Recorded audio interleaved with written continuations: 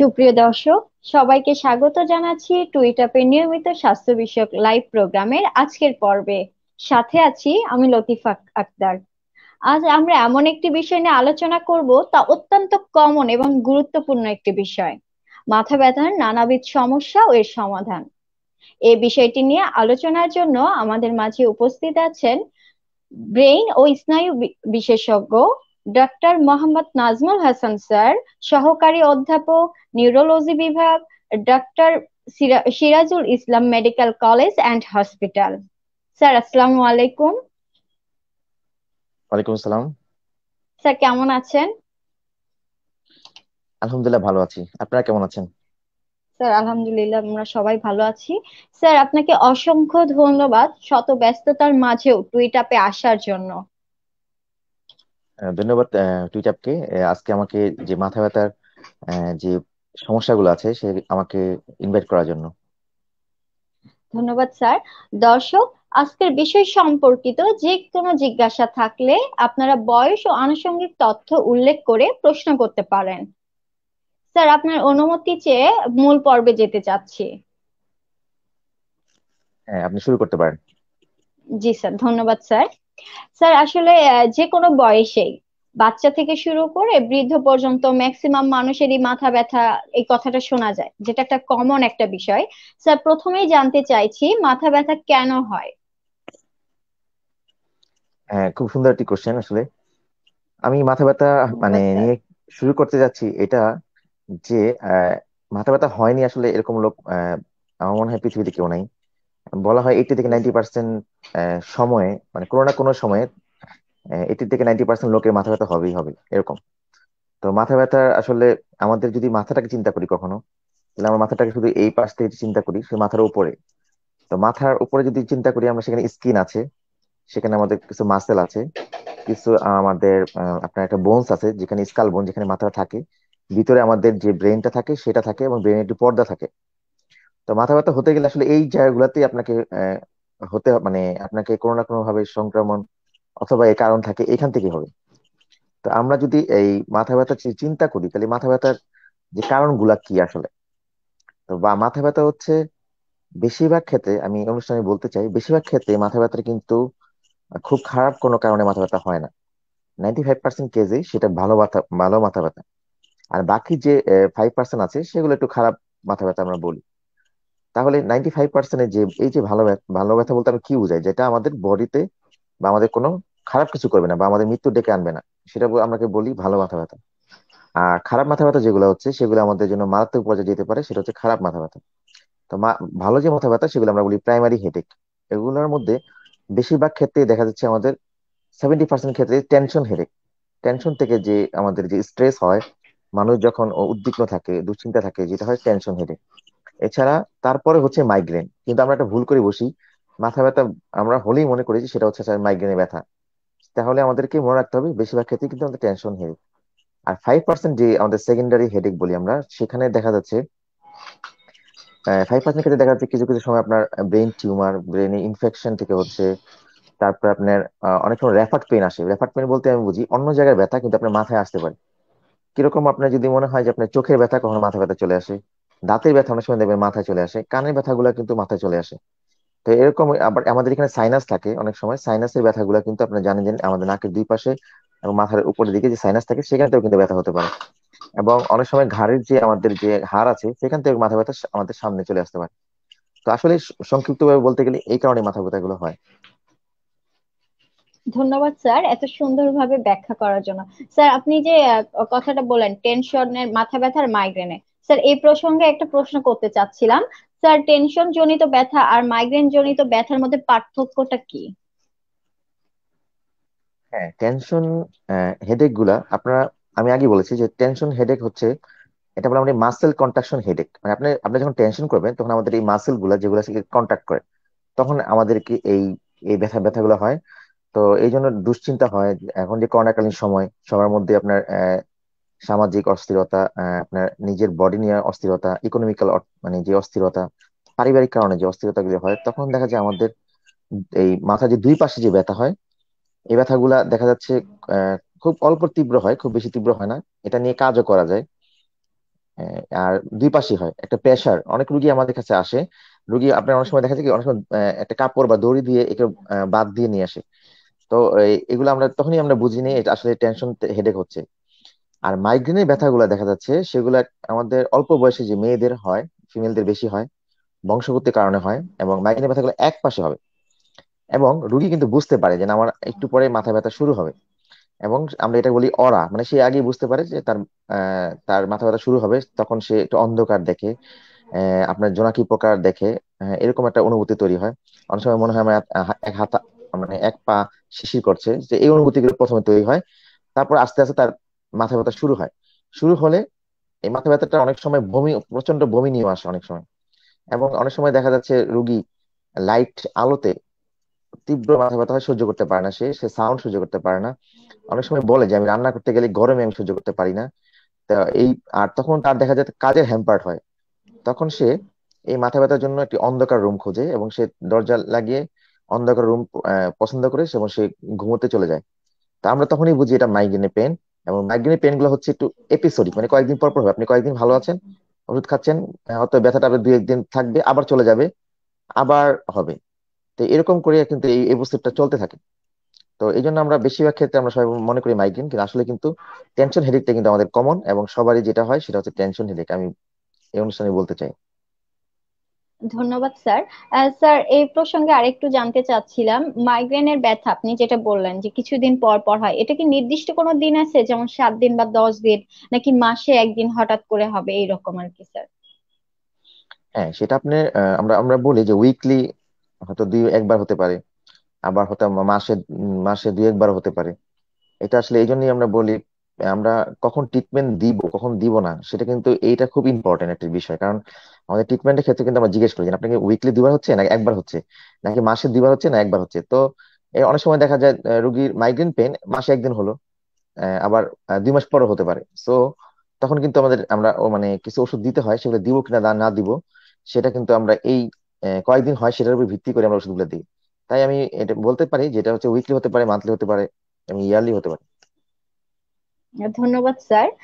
Sir, আরেকটু জানতে চাইবো, মাথা ব্যথা মানেই যে আমরা সাইনোসাইটিসটা বুঝি, এই যে আমাদের বা মাইগ্রেন বুঝি, এটা আমাদের মধ্যে একটা ভুল ধারণা রয়েছে। স্যার, এই ভুল ধারণা থেকে বের হয়ে আসতে পারবো আমরা কিভাবে? হ্যাঁ, আসলে কি আমি আমি তো নিজেও প্র্যাকটিস করি, আসলে অনেক অনেক পেশেন্টে আসে, মানে এসেই বলে আমার আমার আমার হয়তো মাইগ্রেন হয়েছে, আমার ব্রেন টিউমার হয়েছে, অথবা আমার সাইনোসাইটিস হয়েছে। আমরা জানি যে মাথা ব্যথা আসলে এমন একটি রোগ যেখানে মানুষ উদ্বিগ্ন থাকে। মানে আমি আমি ডাক্তারের কাছে কখন যাব, বা আমার কি আসলে ব্রেন টিউমার হয়েছে, নাকি আবার অনেকে খুব সিরিয়াস মাইগ্রেন কিন্তু সে ভাবতেছে সাইনোসাইটিস।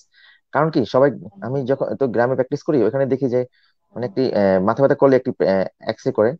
তো এক্স রে করার পর ওখানে তো সাইনোসাইটিস ধরা পড়ে, তখন সে ভাবে যে এই সাইনোসাইটিস চিকিৎসা সারা জীবনই করে যাচ্ছে। তো আসলে কিন্তু সাইনোসাইটিস না, সেটা টেনশন হেডেক হতে পারে, মাইগ্রেন হতে পারে। আরো কিছু হেডেক আছে যেগুলো আনকমন, ক্লাস্টার হেডেক হয়। হ্যাঁ, তো অনেক সময় চোখের থেকেও কিন্তু আমরা মাথা ব্যথা হতে পারে। চোখে যারা দূরদৃষ্টি মায়োপিয়া যাদের আছে তাদের দেখা যাচ্ছে অনেক সময় অনেক দূরে তাকাতে লেখা পড়তে সমস্যা হয়। তখন সে একটা স্ট্রেস দেয়, স্ট্রেস দেওয়ার ফলে তখন দেখা যাচ্ছে আপনার এই মাথায় হেডেক হচ্ছে। সো এই জন্য আমি মনে করি একজন ডক্টর আসলে বলতে পারবে আসলে প্রপার কারণটা কি। ধন্যবাদ স্যার।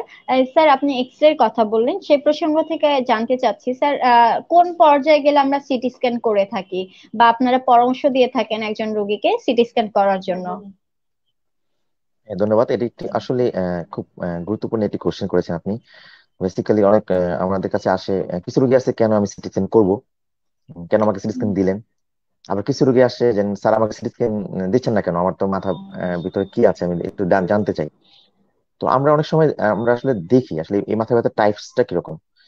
তো আমরা কয়েকটা জিনিস আমরা ভাগ করে নিয়েছি। যদি আমরা দেখি একটু, আপনার একটু বয়স্কদের যদি কারো মাথা ব্যথা হয় হঠাৎ করে, ধরেন আপনার 50 ইয়ার্স কোনো কেউ যদি মাথা ব্যথা নিয়ে আসে, তখন কিন্তু আমরা ইউজুয়ালি আমরা চিন্তা করি এগুলো হয়তো অন্য কারণে মাথা ব্যথা, না এটি মাইগ্রেন টেনশন নাও হতে পারে। তখন আমরা সিটি স্ক্যান করাই। অনেক সময় দেখি যদি বলে রুগী যে না, আপনার মাথা ব্যথার সাথে আপনার সকাল দিকে বমি হচ্ছে, এবং সকাল দিকে মাথা ব্যথা বেশি, এবং কাশি কাশি দিলে হাঁচি দিলে মাথা নিচু হয়ে কাজ করলে মাথা ব্যথা বেড়ে যাচ্ছে, তখন কিন্তু আমরা সিটি স্ক্যান অ্যাডভাইস করি। আবার অনেক সময় দেখা যায় আহ মাথা ব্যথার সাথে যদি আপনার জ্বর থাকে, হ্যাঁ, আপনার যদি রুগী কনফিউশন থাকে, মানে সে যদি ভুলে যায় সবকিছু, হ্যাঁ, অনেক সময় যদি দেখতে সমস্যা হয়, অনেক সময় ডাবল দেখে বা কম দেখে, তারপর যদি কোনো মাথা ব্যথার সাথে যদি আপনার কোনো এক পাশে, ডান হাত অথবা ডান পা অথবা কোনো পাশ যদি দুর্বল থাকে, তখন কিন্তু আমরা আর দেরি করি না, আমরা কিন্তু আমরা সিটি স্ক্যান করে ফেলি। এবং অনেক সময় দেখা যায় রুগী আবার যদি বলে আমাদের আগে কখনোই মাথা ব্যথা ছিল না, কিন্তু এখন হঠাৎ করে সাডেন সিভিয়ার হেডেক হচ্ছে, এরকম হেডেক যে আমার এই মাথা ব্যথা আগে কখনো ছিলই না, এই প্রথম আমাদের এই হেডেক হয়েছে, তখন আমরা চিন্তা করি এটা কোনো হ্যামোরেজ বা স্ট্রোক হয়েছে, স্ট্রোকের কারণে হয়তো এই মাথা ব্যথাটা হয়েছে। তো আমরা এই জন্য এই কয়েকটা জিনিস দেখলেই কিন্তু আমরা তখন সিটি স্ক্যান অ্যাডভাইস করে দিই। আমরা সিটি স্ক্যান করে আমাদের কোনো ব্রেন টিউমার বা স্ট্রোক আছে কিনা, বা কোনো মানে কোনো আর কোনো ধরেন টিবি আছে কিনা অথবা কোনো ইনফেকশন আছে কিনা আমরা কিন্তু বুঝতে পারি। ধন্যবাদ স্যার। স্যার, টিউমার যদি কারো ব্রেন টিউমার হয়ে থাকে সেক্ষেত্রে স্যার কি কি উপসর্গ বা লক্ষণ দেখা যায়? মানে আমরা কিভাবে বুঝবো যে স্যার আমি আসলে টিউমারে আক্রান্ত, আমার ডাক্তারের শরণাপন্ন হতে হবে? স্যার এই বিষয়ে যদি আপনি কিছু বলতেন।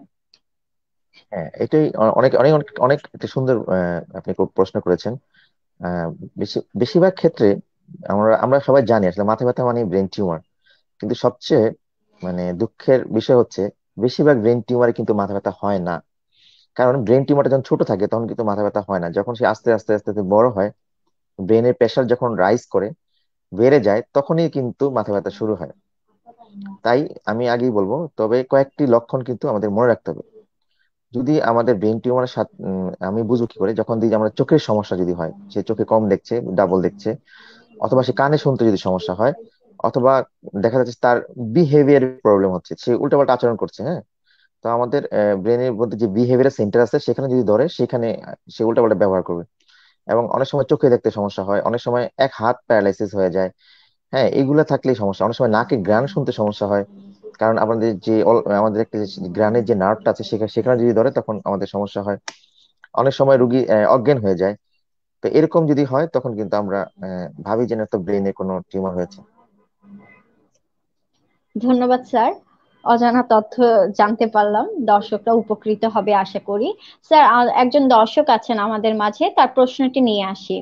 স্যার, মাইগ্রেনের ব্যথা সাধারণত কোন বয়সে বেশি দেখা দেয়? হ্যাঁ, মাইগ্রেনের ব্যথাগুলো ইউজুয়ালি আপনার 15 থেকে যে 45 বছরের যে এই এজটা আছে এখানেই হয়, এই এজে হয়, এবং ফিমেলদের একটু বেশি থাকে ওদের।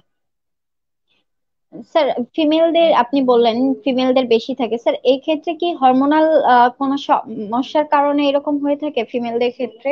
হ্যাঁ, ফিমেলদের হরমোনাল ইনফ্লুয়েন্সটা অনেক ইম্পর্টেন্ট। তো অনেক সময় দেখা যায় যারা পিল খায় তাদের কিন্তু এই মাইগ্রেনের প্রবলেমটা অনেক বেশি থাকে। এমন দেখা গেছে অনেক সময় মাইগ্রেনের সাথে কিন্তু অনেক সময় আপনার খাবারের সাথে সম্পর্ক আছে। দেখা যাচ্ছে অনেক সময় রোগী চকলেট, তারপর চিজ, বা এমনকি বার্গার খেতে পছন্দ করে, তারপরে চিজ যারা খায় যাদের ঘুম আসে না, এবং দেখা যাচ্ছে অনেক সময় যারা মিষ্টি খেতে পছন্দ করে, ক্যাফিন জাতীয় খাবার, আমরা অনেকে মনে করি যে না, আসলে মাথা ব্যথা হলে চা খান, অথবা মাথা ব্যথা হলেই আমরা মনে করি যে না, আসলে আমাদের কফি খাওয়া উচিত। কিন্তু মাইগ্রেনের ক্ষেত্রে দুঃখজনক ভাবে সত্যি যে ওগুলা কিন্তু, এগুলা খেলে কিন্তু উল্টা বেড়ে যায়। আমি সবাইকে বলবো যে যাদের মাইগ্রেন আছে তারা কিন্তু ফুড হ্যাবিটটাই ইম্পর্টেন্ট। আপনারা ফুড হ্যাবিটটাকে তাকে জিজ্ঞেস করবেন যে কোন খাবার খেলে আপনাকে বেড়ে যায়, তাহলে কিন্তু ওই খাবারগুলোকে একটু আমি মনে করি একটু তাকে পরিহার করা উচিত। ধন্যবাদ স্যার।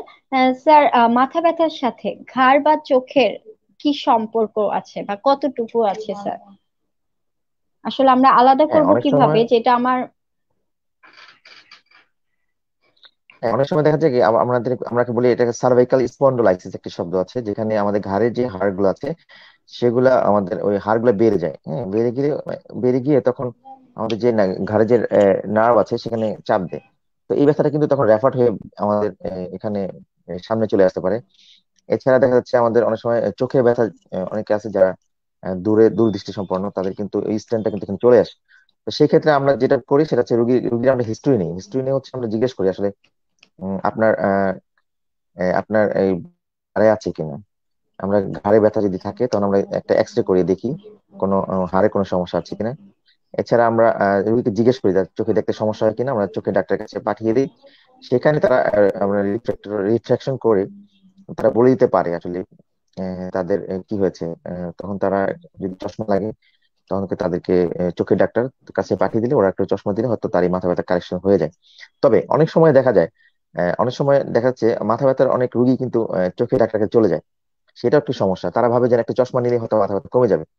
তো আমি তাদেরকে বলবো অবশ্যই যাতে এরকম রুগী পাই আমরা চশমা নিয়েছে এবং অপারেশন করিয়েছে অনেক সময়, কিন্তু মাথা ব্যথা ভালো হচ্ছে না। তাহলে আমি সেটা বলতে চাই যে মাথা ব্যথা কিন্তু অনেক কারণেই থাকে। সেই ক্ষেত্রে আমি বলতে চাই যে নিউরোলজিস্ট হয়তো আগে দেখবে, অথবা চোখের ডাক্তার যদি সেই রুগীটা আগে দেখে, অবশ্যই দুজনের কম্বিনেশনের মাধ্যমে ট্রিটমেন্ট নেবে।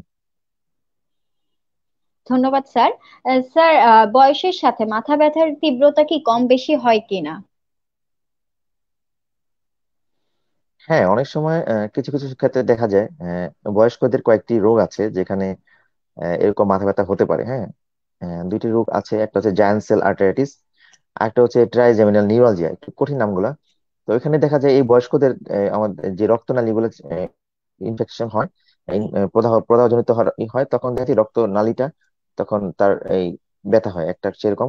একটা নার্ভ আছে আমাদের, এই নার্ভের কারণে কিন্তু ব্যথা হয়। তো দেখা যাচ্ছে এটা কিন্তু অনেক অনেক তীব্র ব্যথা হয়, রোগীর জ্বর হয়ে আসতে পারে অনেক সময়। হ্যাঁ, অনেক সময় দেখা যায় তার ব্যথা এখানে এই আপনার এই দাঁতে চলে আসে। তো ট্রাইজেমিনাল নিউরালজিয়া যে রোগটা আছে, অনেক সময় দেখা যায় রোগী দাঁতের ডাক্তার কাছে যায়, সে একটার পর একটা দাঁত, আমি এমন রোগী পেয়েছি যেখানে আপনার সে একটার পর একটা দাঁত সে ফেলতেছে ফেলতেছে, কিন্তু দাঁতের ব্যথা আর যাচ্ছে না। কারণ কি, আপনার যে দাঁতের যে রুট, যে ট্রাইজেমিনাল নার্ভ আর এই যে আমাদের ফেসের যে নার্ভ, সে প্রায় কাছাকাছি। হ্যাঁ, একই নার্ভ সাপ্লাই দেয়, যার কারণে সে ভাবে যে আসলে দাঁতের ব্যথা হচ্ছে।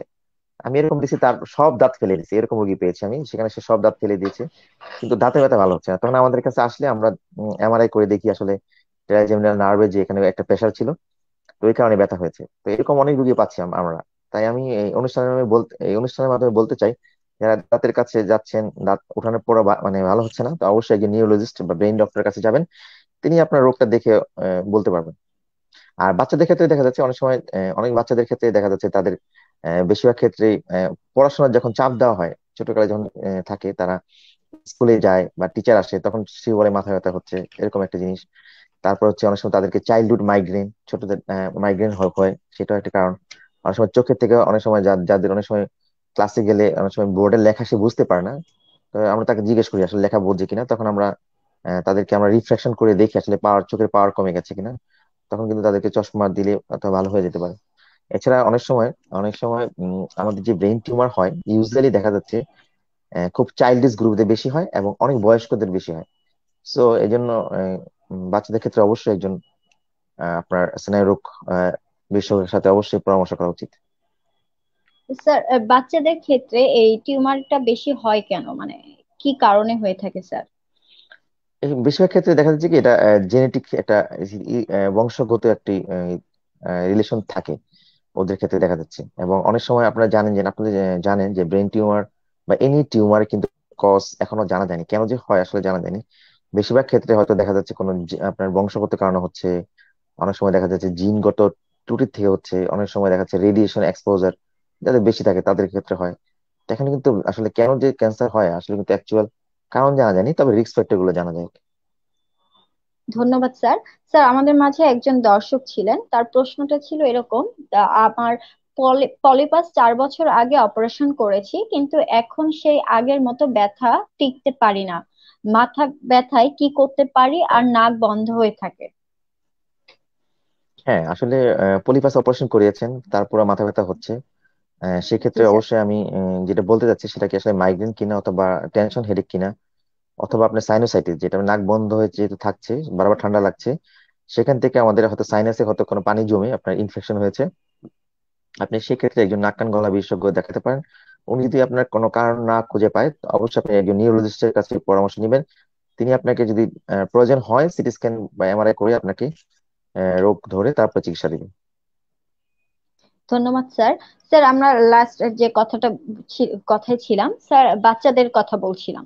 স্যার, সেক্ষেত্রে বাচ্চা তো বলতেও পারে না যে আমার মাথা ব্যথা বা কি কারণে, সে হয়তো বা অনুভব করতে পারে না। সেই ক্ষেত্রে বাচ্চার ক্ষেত্রে বাবা মা বা অভিভাবকের গুরুত্বটা কি হবে, তারা কোন বিষয়টাকে প্রাধান্য দিবে?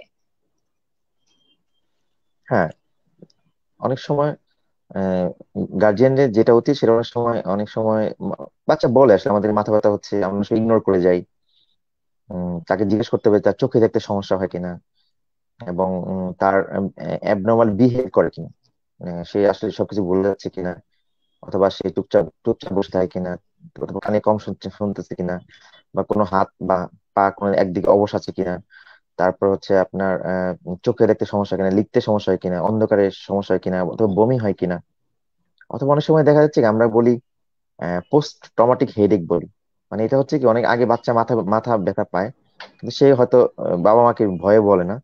দেখা যাচ্ছে পরবর্তীতে সেটা পোস্ট ট্রমাটিক হেডেক একটি শব্দ আছে, যেখানে সে যদি মাথা ব্যথা ব্যথা পেয়ে থাকে কিন্তু সে না বললে তখন দেখা যাচ্ছে এই মাথা ব্যথাটা থাকতে পারে।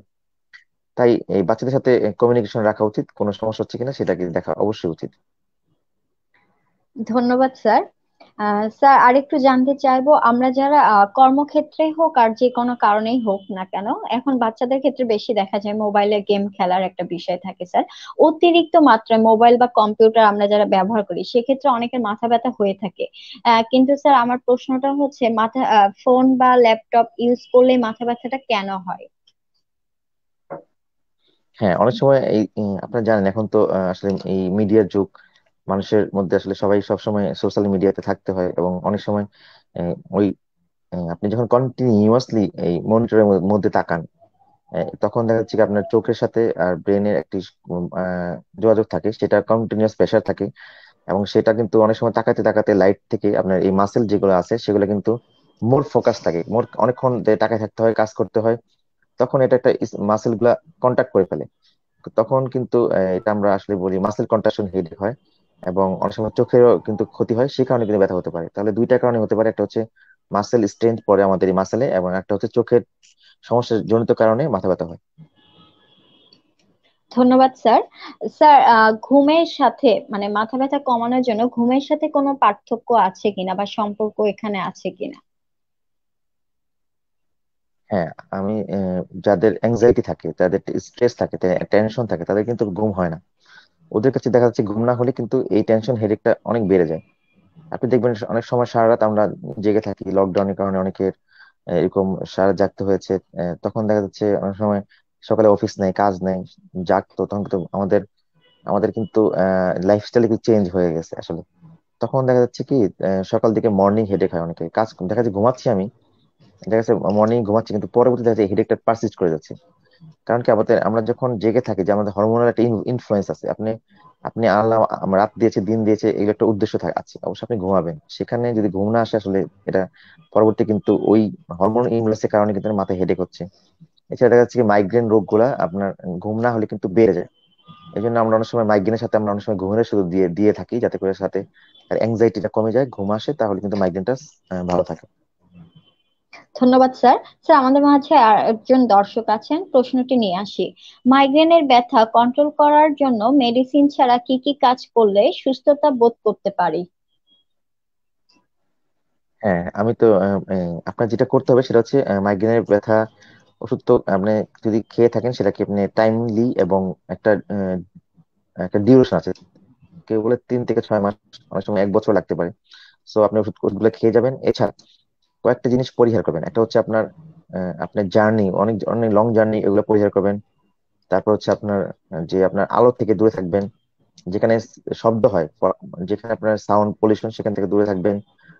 এবং ঘুমটাকে অবশ্যই নিশ্চিত করবেন এবং রিল্যাক্স থাকার চেষ্টা করবেন।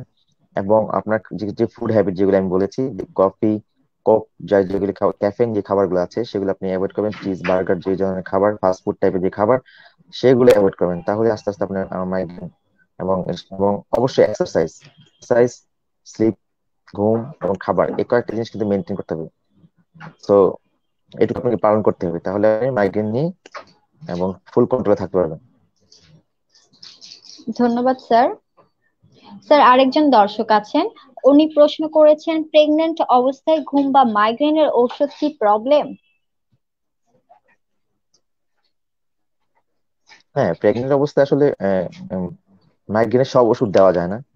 আপনার আপনার আবার ঘুমের সব ওষুধ দেওয়া যায় না। কিছু কিছু ওষুধ আছে সেগুলা, যেমন ফেনবারবিটন জাতীয় ওষুধ এবং আপনার প্রোপানল জাতীয় ওষুধ, এই এই দুইটা ওষুধ দেওয়া যায়। আর বাকিগুলো আসলে আহ, ওনার এটা বাচ্চার জন্য ক্ষতি এবং মায়ের জন্য ক্ষতি। সো আমরা এগুলা খুব একটা দিই না। ধন্যবাদ স্যার। স্যার, গর্ভাবস্থায় মায়েদের জন্য মাথা ব্যথা বিষয়ে আপনি যদি কিছু বলতেন সেক্ষেত্রে। হ্যাঁ, গর্ভাবস্থায় মায়ের মাথা ব্যথার জন্য যেটা বলতে চাই, সেটা বেশিরভাগ ক্ষেত্রে দেখা যায় টেনশন হেডেক। সে যদি ফার্স্ট প্রেগনেন্সিতে নেয়, দেখা যায় তখন সে এই প্রেগনেন্সিতে সে হঠাৎ করে অভ্যস্ত না হয়, হঠাৎ করে ফার্স্ট যখন হয় তাদের ক্ষেত্রে মাথা ব্যথাটা বেশি দেখা যায়। তখন সে ভাবে যে আসলে আমি কিভাবে চলবো, বাচ্চাটা কিভাবে সুস্থ থাকবে, আমি কি আসলে প্রিপেয়ার ছিলাম কিনা, বা আমার এটা এটা আমার জন্য নতুন একটা নতুন একটা আসলে পরিবেশ, যার কারণে অনেকের হেডেক হয়। এবং অনেক সময় দেখা যায় টেনশনের কারণে কিন্তু অনেক সময় বাচ্চা হওয়ার পরেও কিন্তু মাথা ব্যথা রয়ে যেতে পারে। হ্যাঁ, এটা বলে প্রিপেরিয়ামের পরে, মানে আমরা বলি বাচ্চা হওয়ার পরে, কিন্তু সেই বাচ্চা হওয়ার পরে একটা মানে সে এটাও নতুন লাগে তার কাছে, লাইফে অ্যাডজাস্ট করতে সময় নেই। সো এই জন্য ডিপ্রেশন চলে যায়, ডিপ্রেশন অ্যাংজাইটি থেকেও কিন্তু মাথা ব্যথা হয়। এছাড়া দেখা যায় অনেকের মাইগ্রেনটা এগ্রাভেট হয়। আমি আগে বলেছি হরমোনাল কারণে কিন্তু মাইগ্রেন গুলো বেড়ে যায়। যাদের আগে মাইগ্রেন ছিল তাদের ক্ষেত্রে দেখা যায় তাদেরও বেড়ে যায়। তো সেই ক্ষেত্রে অবশ্যই চিকিৎসকদের পরামর্শ অবশ্যই নেওয়া উচিত, কারণ মাইগ্রেনের বেশিরভাগ ওষুধগুলো কিন্তু আপনার বাচ্চার জন্য ক্ষতিকর। ডক্টর আপনাকে দেখে উপযুক্ত ওষুধ যেটুকু দরকার সেটা কিন্তু দিবে। এই জন্য যাদের মাইগ্রেন আছে, যারা প্রেগনেন্সি নিতে চায়, তারা অবশ্যই প্রেগনেন্সি নেওয়ার কনসিভ করার আগে অবশ্যই ডক্টরের কাছে যাওয়া উচিত। তিনি আপনার যেটা আপনার জন্য বাচ্চার মার যাতে ক্ষতি না হয় সেই ধরনের একটা ওষুধ দিয়ে দিবে, যাতে করে আপনি প্রেগনেন্সিটা কন্টিনিউ করতে পারেন এবং মাইগ্রেন নিয়েও আপনি ভালো থাকতে পারেন।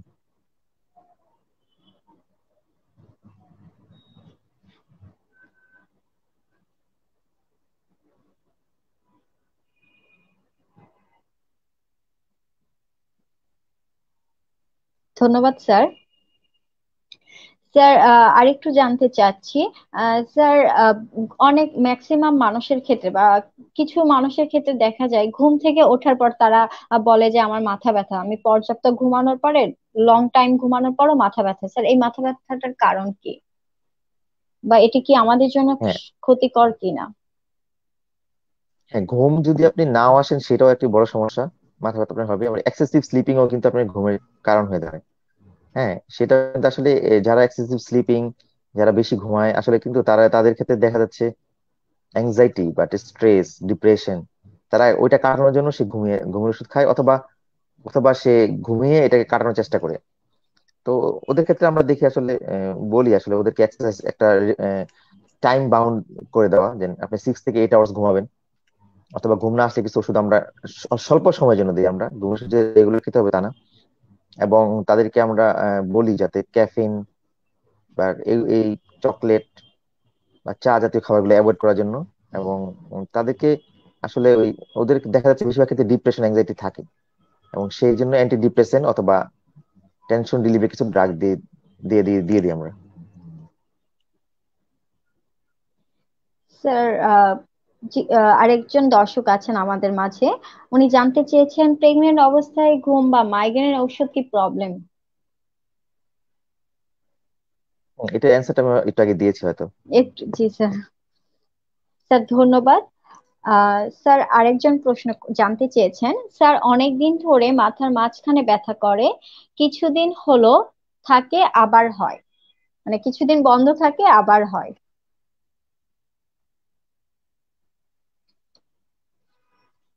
হ্যাঁ, আসলে উনি এই মাথা ব্যথার যে কোশ্চেনটি করেছেন, আসলে আমাদের কিছুদিন বন্ধ হয়, কিছুদিন আবার হয়। আপনি যদি পুরো অনুষ্ঠানটা দেখেন তাহলে আপনি বুঝতে পারবেন আসলে। ডিটেলস বলতে হবে আসলে এটা কি বমি হচ্ছে, এক পাশে হচ্ছে নাকি দুই পাশে ব্যথা হচ্ছে, এবং আপনি আপনি নর্মাল কাজ করতে পারতেছেন। যদি নর্মাল কাজ করতে না পারেন সেটা, তাহলে আমরা ধরে নিব এটা মাইগ্রেন। আর টেনশন হেডেক থাকলে আপনি অবশ্যই আপনি নর্মাল কাজ করতে পারবেন। এবং এই জন্য আমরা আসলে ডিটেলস জেনে আমরা বুঝতে পারবো এটা হয়তো মেবি টেনশন হেডেক অথবা মাইগ্রেন। আপনাকে একজন অবশ্যই নিউরোলজিস্ট অথবা একজন মেডিসিন ডক্টর কাছে যাবেন। তিনি আপনাকে হয়তো কিছু ওষুধ দিবেন, যেগুলো দিলে আপনি হয়তো মাথা ব্যথাটা কমে যাবে। ধন্যবাদ স্যার। স্যার, আমার মাথা ব্যথা কোন পর্যায়ে আসলে চিকিৎসকের শরণাপন্ন হওয়া উচিত?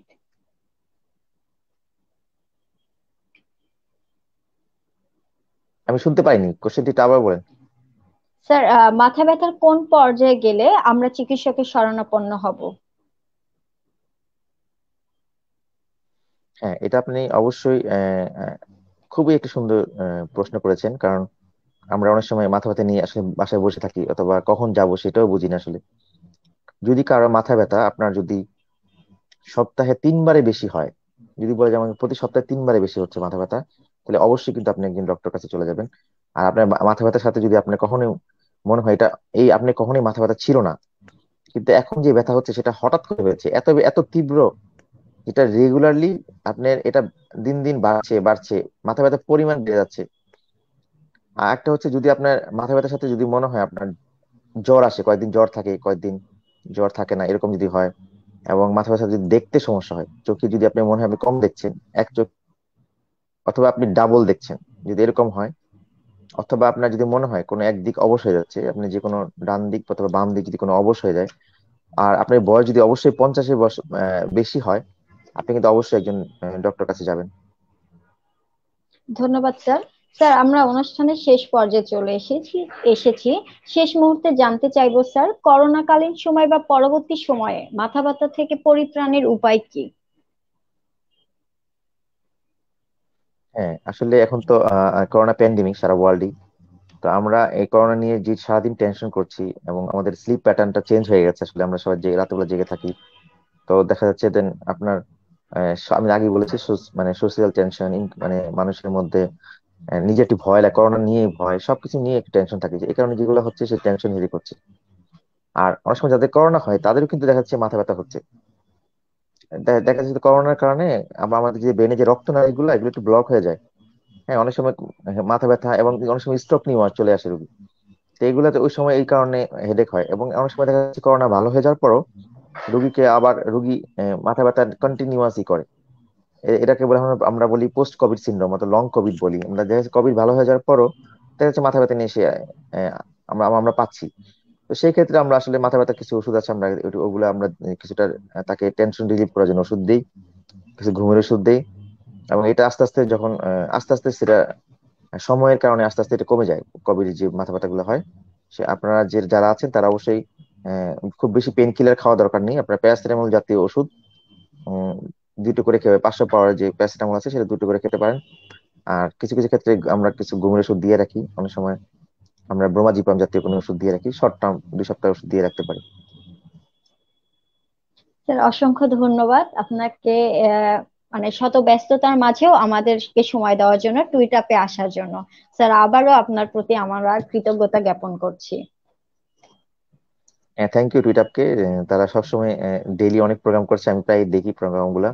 তো তারা আমাকে ইনভাইট করেছিল, আমি ঠিক আছে, আমি বলেছি ঠিক আছে আপনাদের প্রোগ্রাম আমি করে দিব। এবং তারা আসলে অনেক, আমি দেখেছি যে তারা বিভিন্ন টাইপের প্রোগ্রাম করছে, অনেক ডিফারেন্ট ডিফারেন্ট প্রোগ্রাম করছে, এবং চেষ্টা করছে সবসময় যাতে মানে সাধারণ জনগণ এবং সাধারণ মানুষ যারা পেশেন্ট আছে তারা যাতে মানে খুব তারা জানতে পারে ঘরে বসে অনেক কিছু। ধন্যবাদ টুইটারকে। ধন্যবাদ স্যার। দর্শক, আপনাদের সুবিধার্থে জানাতে চাই, বিশেষজ্ঞ চিকিৎসক স্যারের যদি আপনারা অ্যাপয়েন্টমেন্ট নিতে চান, টুইটাপের হটলাইন নাম্বারে যোগাযোগ করুন। স্যার, আবার নতুন কোনো পর্বে নতুন কোনো বিষয় নিয়ে দেখা হবে এই আশা ব্যক্ত করছি। দর্শক, আজ এখানেই বিদায় চেয়ে নিচ্ছি। সবাই ভালো থাকবেন, সুস্থ থাকবেন, টুইটাপের সাথে থাকবেন। আসসালামু আলাইকুম। আসসালামু আলাইকুম।